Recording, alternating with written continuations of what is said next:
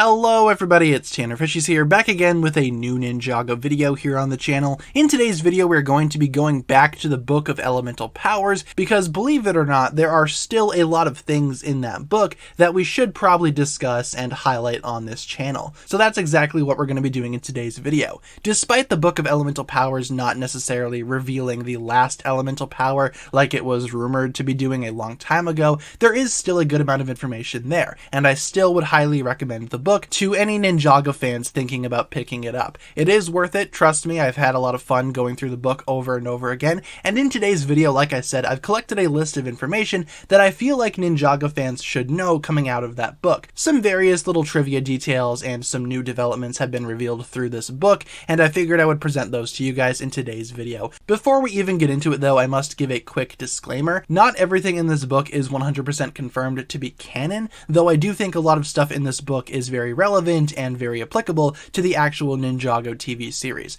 However, I could not find an official confirmation that this book is canon with actual canon information, so do keep that in mind. Things are of course subject to change coming from this book, and maybe the TV show might play these events a little differently. But for the time being, let's go ahead and jump on into this book once again, and I will showcase some things about this book that I think are important for Ninjago fans to know. So the first thing actually relates to the Pyro Vipers. This is listed in the fire section of the Book of Elemental Powers, and the Pyro Vipers within the context of the show were very strange beings, to say the least. We knew that they were serpentine in nature, but what tribe they belonged to was pretty much up in the air. I've seen guesses from the community ranging anywhere from Hypnobrai to Constricti, but we knew that the Pyro Vipers had to have been one of those tribes. There are only a certain amount of serpentine tribes in Ninjago, and that much was established very early on. It wouldn't really make much sense for a random new group of serpentine to have existed this entire time. We knew from the beginning that there were 5 distinct tribes of serpentine, so the Pyro Vipers had to have belonged to one of those tribes. And believe it or not, the Book of Elemental Powers actually reveals which serpentine tribe the Pyro Vipers belong to. And surprise, surprise, it is none other than the Hypnobrai tribe,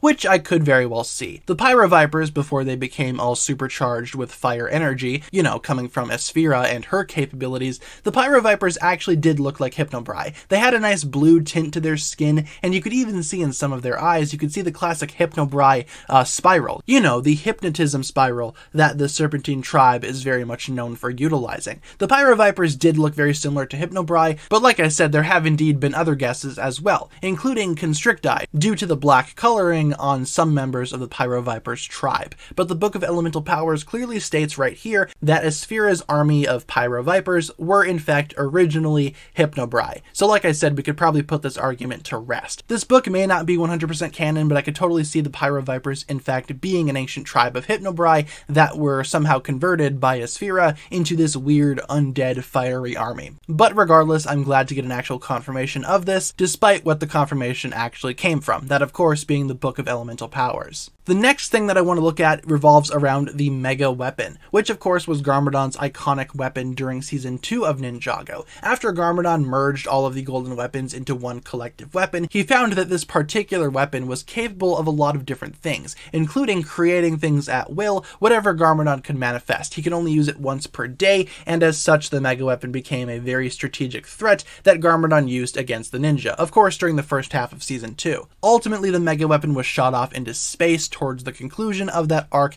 and we never really saw it again until it appeared later on in Season 3 as a golden pile of just pure energy. Regardless though, with the Mega Weapon, we actually got a little more information coming from the Book of Elemental Powers itself, particularly what it would look like if the Mega Weapon ever made it to Ninjago sets. The Mega Weapon was famously never made into an actual thing that you could buy. It was never integrated into any Ninjago set. It was purely a combined version of the 4 golden weapons, and as such, Garmadon often appeared with the 4 golden weapons. However, that did not stop fans from building their own Mega Weapon designs. You'll even see a picture on your screen right now of a very iconic fan design for this weapon. What's funny though is that the Book of Elemental Powers actually used that design as well. As you can see on this page right here, they clearly show that the Mega Weapon is indeed meant to look like this fan creation, which is cool to me. The Mega Weapon never had an official design within the sets, but if the Mega Weapon were to be released in an actual Ninjago set nowadays, I could totally see it being designed like this. It's basically taken from a fan creation, which in and of itself is kind of questionable, but the design works. It works very well, and if Ninjago utilized this design, I would not be upset. I have no doubt that the build itself for the mega weapon would look very similar to this, how it appears in the Book of Elemental Powers. Several of you guys pointed out that we actually have an official design for this thing, and if you wanted to build one for yourself, I'd say go for it. We have an official design now, so go crazy. Next up, we actually have an official name for Lloyd's power. I did a video recently talking about what exactly Lloyd's elemental power even is, and the Book of Elemental Powers basically narrows down that argument. According to the book, Lloyd's power is indeed known as energy, which a lot of us could probably see coming. Energy was a common name used within the show for several years now,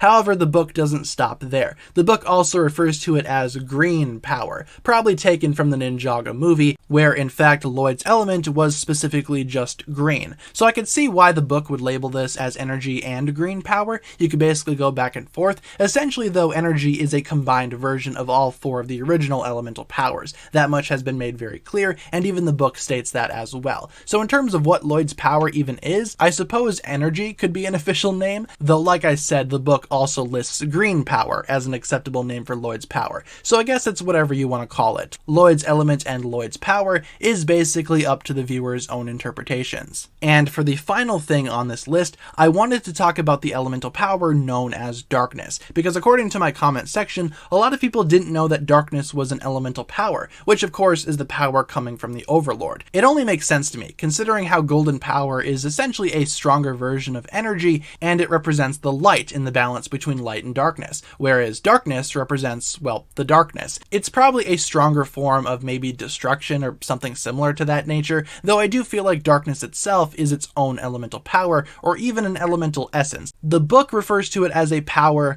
but all of the elements relating to the first Spinjitzu Master have pretty much been described as elemental essences in a lot of other media. But still, darkness though being an official elemental power, I could totally see how that would work. It makes sense considering how the Overlord is Ninjago's greatest bad guy. Just by default, I feel like he should deserve an elemental power of his own. Despite darkness being absent from a lot of key scenarios throughout Ninjago, for example the Tournament of Elements, I feel like darkness being an element does make a fair bit of sense to me. It's the power of the Overlord, and considering how golden power is a thing, it would make sense that darkness would be an element as well. So with that being said, you guys, we've gone through a couple of key things that the Book of Elemental Power has revealed to us as being official, quote-unquote official. Like I said, a lot of this stuff might not be canon, but for the purposes of this video and for the time being, I'm just going to assume that these things are indeed canon to the show itself. Let me know down below in the comments what you thought about this list, and what other things in the Book of Elemental Powers caught your eye. I have a full flip through on the channel if you want to go ahead and check it out for yourself, or if you guys have the book yourselves, feel free to let me know. Leave all your thoughts down below in the comments, and hopefully you enjoyed today's video. Thank you so much for watching. If you enjoyed, feel free to like, comment, subscribe, do all that fun stuff,